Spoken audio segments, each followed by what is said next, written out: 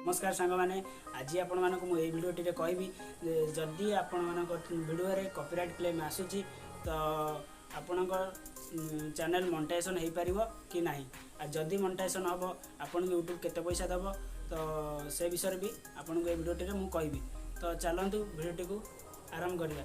तो भिडियोटी को आरंभ करने पूर्व आपण मैंने subscribe and like share comment करूँ।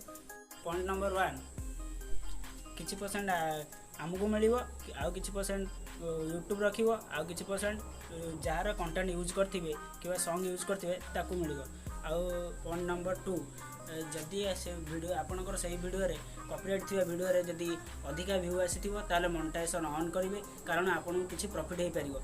आउ जदि कम व्यू आउथिबो ताले आपन केबे भी ताकू मोनेटाइजेशन पई ऑन करंतु नाही। जदि करिवे आपन को लॉस हेबो।